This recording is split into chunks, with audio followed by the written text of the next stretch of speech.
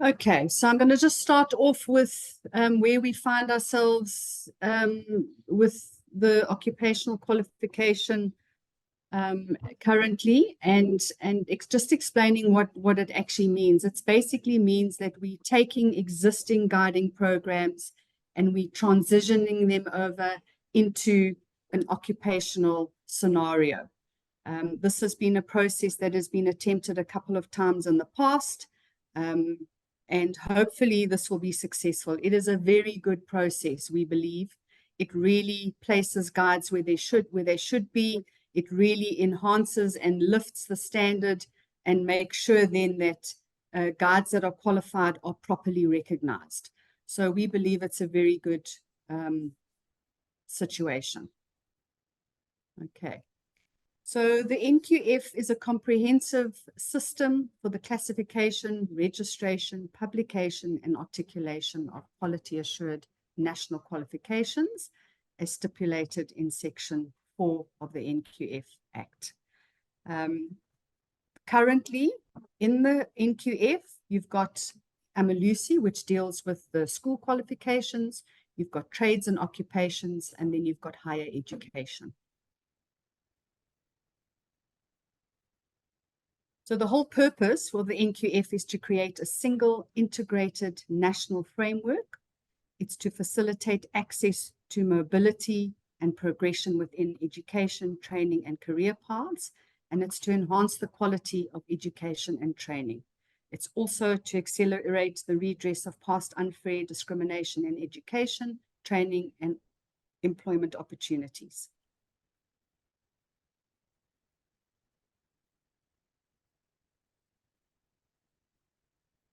So where does it fit in?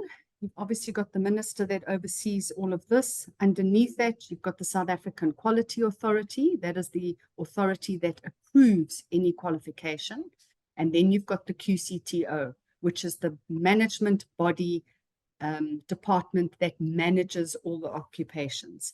And that then talks to the National Qualification Framework. So if you look at this slide here, you will see there's three gray areas, two on the left.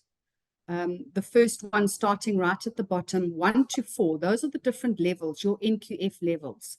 That's the school sector, obviously ending at your national certificate, your matric certificate, which is at NQF 4. You've then got higher education that goes above that. That's for your degrees, your certificates, your diplomas, your masters, and so on. That's the second sub-framework. And then on the right-hand side, you will see the occupational qualification sub-framework. That is where our guiding qualifications are moving to. There are also some developments in the higher education sector, but those I will speak about a little bit later. But for today's purpose, I'm focusing on the movement of the skills programs from CATHSSETA into occupational qualification framework. And essentially that is putting an occupation into the framework, and it really defines what the job is. So we then ask the question, what does a guide do? So we'll get to that a little bit later. But those are the three sub-frameworks that make up the NQF. So currently the skills programs in the CETAs have never existed in this framework. So it's a very, very good thing that is happening, and it's a very good process, as I said, to ensure that there's, proper standards and qualifications and management of the qualifications in future. And the skills programs we speak about is not only guiding qualifications. All the CETAs, all the programs there have been affected. So all of those are transitioning across. Okay, so just a few notes on what this is going to look like in the future. There won't be any unit standard qualifications anymore. These will be replaced by a proper formatted OQSF format qualification. And the purpose is to define the job and the activities related to the job in a fairly simplistic fashion. It also aims to be more inclusive versus exclusive. Okay, so what does that mean? If we look at FGASA currently, we've got our current programs that we're accredited with. And remember, we are one of many providers. I'm talking specifically from a FGASA perspective at the moment. Those are the accredited programs that we are scoped for and that our delivery partners together with us deliver. These programs are going to be shifting over into the QCTO sector, okay, into the NQF that are going to be managed by the QCTO. We've had some preliminary workshops and discussions, and it looks like that there's a clear split in the guiding sector into nature guides, culture guides, and adventure guides. And all the preliminary informal work that we've done has indicated that that could be the way that guides are then placed within the QCTO. What will the format look like? So currently, as you know, the FGASA format, we've got theory, we've got knowledge, and we've got practical assessments. So going into the QCTO format, there will be 3 components. There'll be knowledge modules, practical modules, and workplace modules. So if you think of, I'm sure some of you have been exposed and know of your chef's qualifications, for example. They always, and your hotel students, they are going in and doing practical workplace experience. It's going to be a very similar scenario. So the knowledge part, the practical part, the practical activities, that will be done in a training environment. And then your next phase or your final phase for any guide in this process will then go into a workplace phase. And then once that is complete, once the workplace is done, there will be a final examination or assessment. So if you look at this slide here, you've got formative activities. This is in the training environment. So all your formative theory and practical activities will happen in a training environment. In the FGASA world, this will be with our delivery partners at various sites. And then the second part of that is that there would be summative assessments. This is going to be managed by the QCTO. What that means is that there's going to be a centralized assessment. So there will be a central assessment, which could be in the form of theory, it could be in the form of a practical assessment, but that will be the final process of getting the qualification. So the guide would then start at the beginning, go through the theory and the practical in a training environment. They will then go into a workplace environment, and then they will be finally assessed by the QCTO. The QCTO will then issue the final guiding certificate. I'm going to stop there for a second. Are there any questions at this point?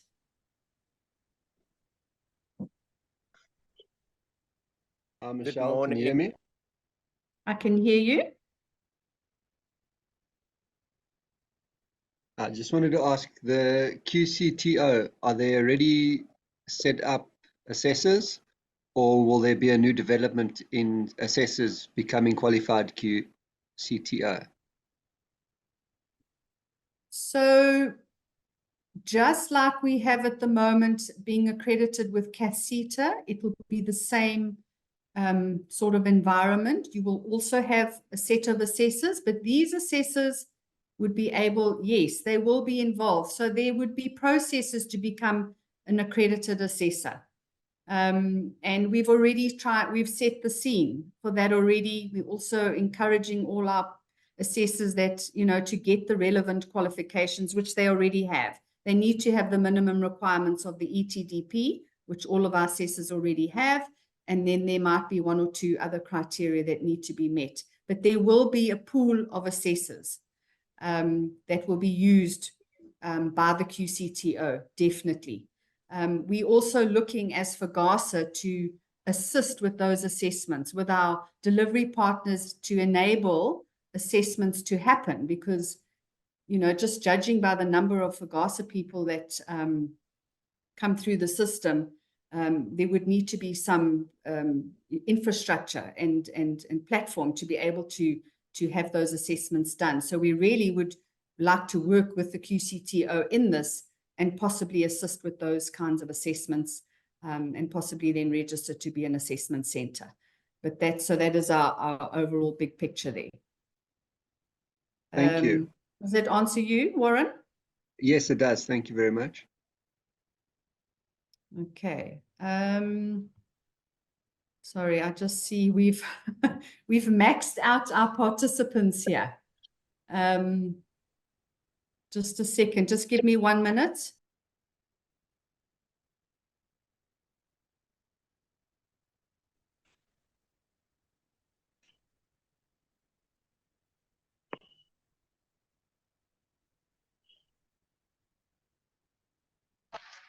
Sorry, everyone. I'm just trying to see if we can extend the number of people. Just give me a second.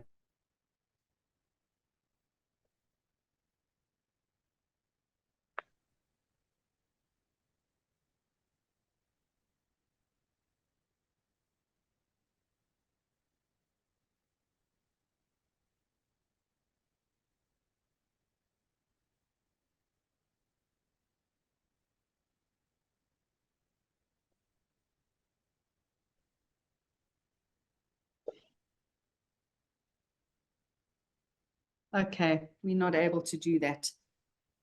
All right, so let's carry on. Michelle Siev, good morning. Yes, good morning. I quickly want to double check just 2 things with you. So if I understand this correctly, the assessments will now be split up into 2 assessments. The assessment as we knew it up until now for NQF2 and NQF4.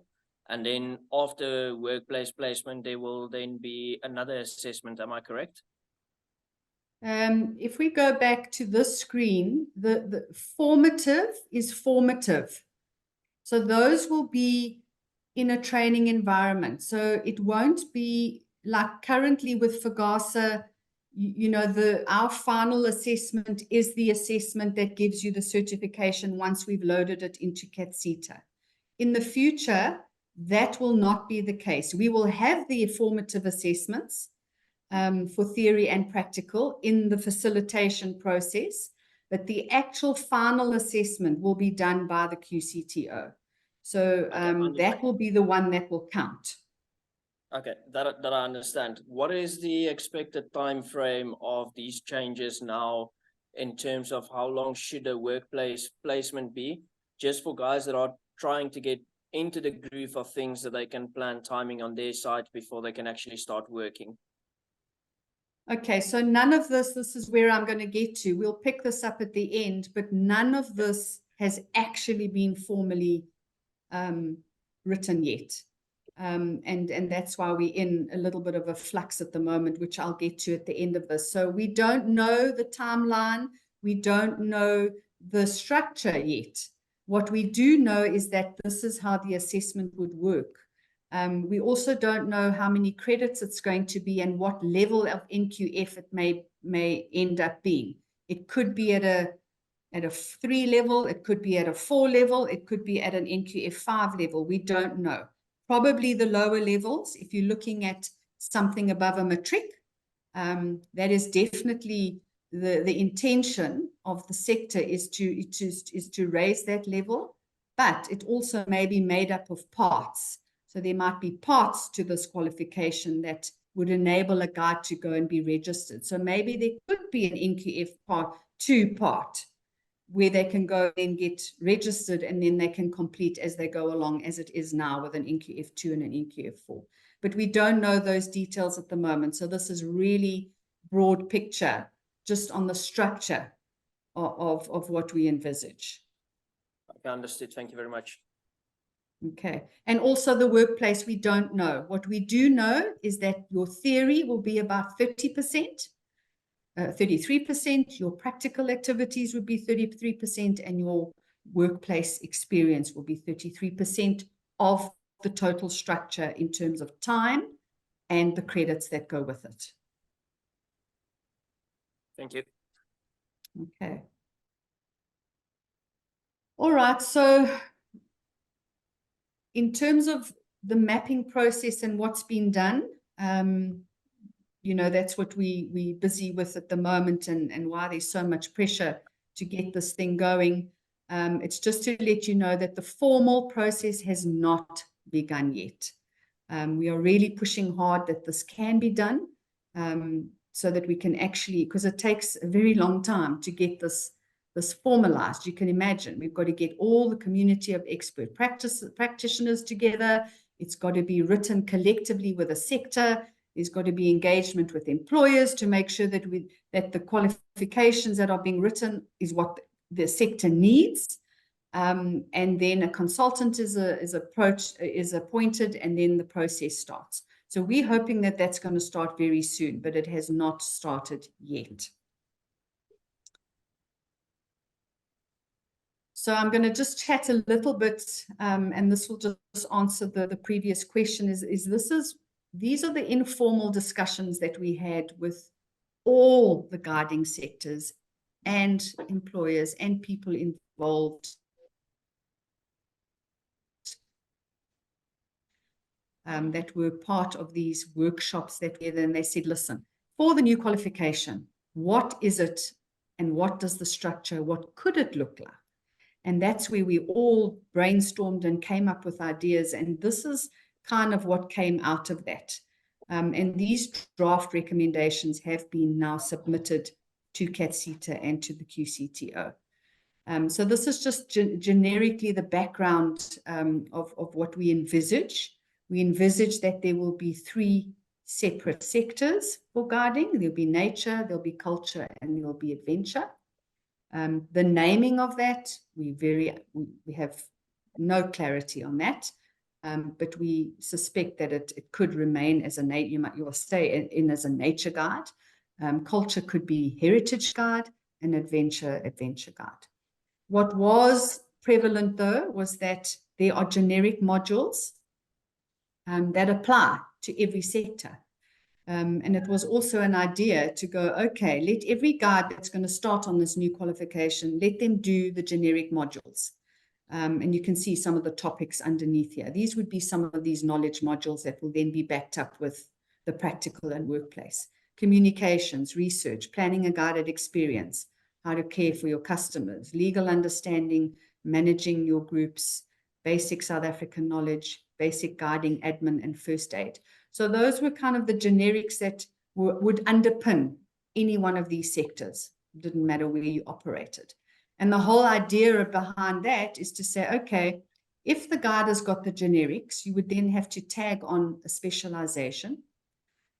Talking in the FGASA world, I mean, you couldn't send a guide into a safari environment just with generics. There'd have to be other components and things that would need to be added onto that.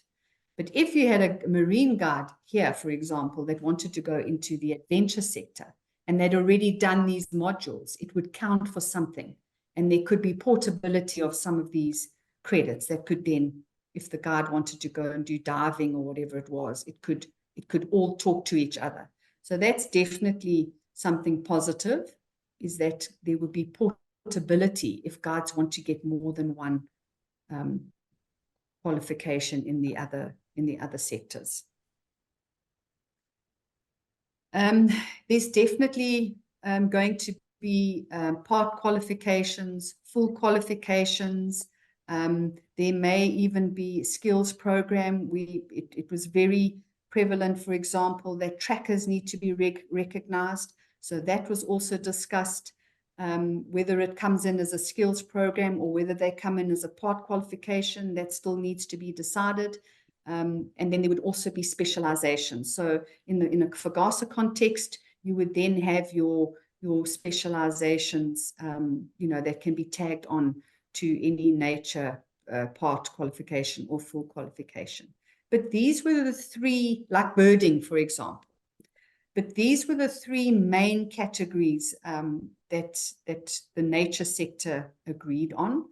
Definitely a field guide / nature guide, marine guide, and trails guide. Those were the 3 divisions, if you like, that were kind of made in what this qualification could look like. Okay, so I'm going to leave it there because I don't want to spend too much time on what the future is looking like when we need to deal with the current situation. But I just wanted to paint the picture that we basically are, there was a policy issued, the programs have expired, the current programs that we train at the moment, they've expired. We're going to be moving into a new phase. There are going to be new qualifications, even though they haven't started yet. And this is what the landscape looks like. This is all the preliminary work that has been done, because it was really important to make sure that the sector agreed, because there's no point in starting a new qualification and now starting a mapping and a scoping process with the QCTO if nobody's in agreement. So these were kind of the overall agreements that we put forward collectively, not just for FGASA, it was collective. Ian, you got a question? Hi, Michelle. Hope you're well. Quick one, if I may. Could I have your permission to post a couple of links in the chat where there's background on the change from CETA to QCTO, where it just explains why? And then secondly, just to allay a couple of fears. Now, talking from my very limited involvement, well, not even involvement, but just checking out what the PFTC is doing with the firearm stuff. Their proposed qualification changes definitely included elements of the new program and how it related to, let's call it the older program, and what was recognized. So just to allay fears, my understanding is that what you've got, you won't lose. So everyone out there, please don't worry that you're going to lose whatever you've achieved so far. My understanding is they are making, what's the word, accommodations to recognize your existing qualifications and then to put them over, to transfer them over, or to be at least recognized on the new system. So guys out there, please don't worry. You aren't going to lose what you've achieved. It's just up to QCTO and the CETAs, as my understanding is, to agree what your qualification will transfer over to. You won't lose anything that you've achieved. Correct. Thanks, Ian. So that you did preempt my next slide. It definitely is what you have said.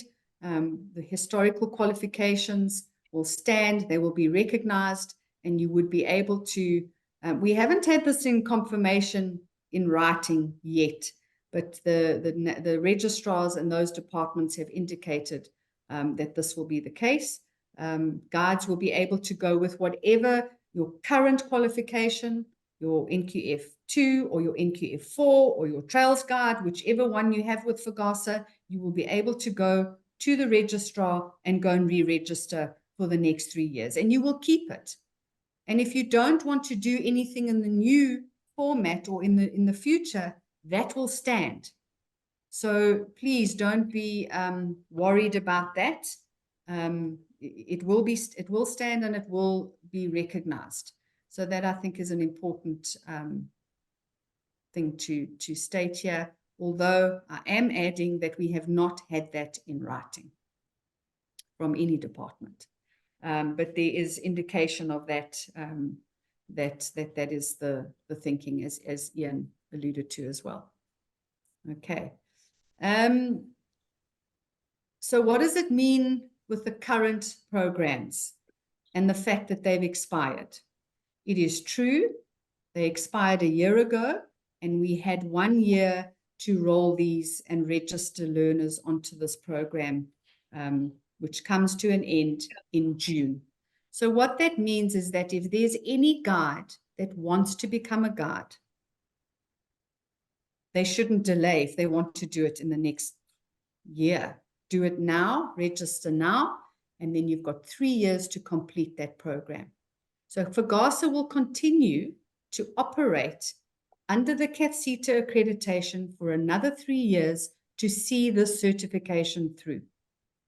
If there's a guide that has moving from an NQF2 to an NQF4, or you're going on a Trails Guide journey, you've got 3 years to complete. So anything that you are currently busy with, whether it's NQF2 or NQF4, whether it's walking or in the field guide journey, you've got 3 years to complete that process. And that means your theory and your practical assessments, etc., just as we do it now. What it means for new people is that no one will be able to register in a current program after June. So this is the dilemma we find ourselves in, which we can chat about a little bit later. So just to make that very clear, if you're currently in a process, you're wanting to go from your NQF2 up to Field Guide NQF4, you can carry on. You've got 3 years to complete that, and you will get your certificate in that time frame. It does not affect the FGASA Field Guide professional levels. Sorry, is there a question?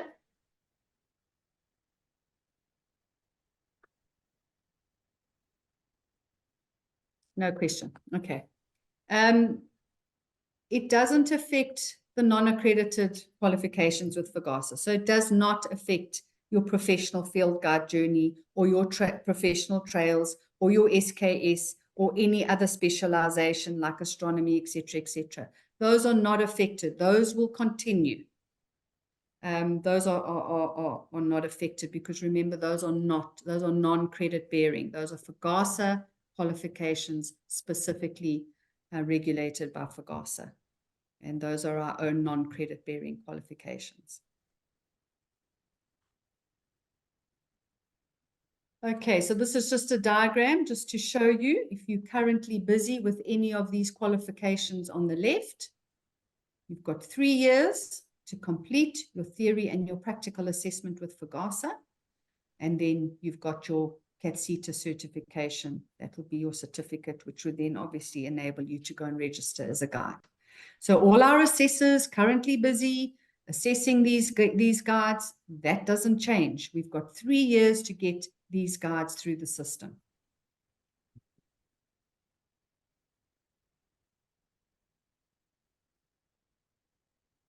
All right, the non-credit bearing certificates, professional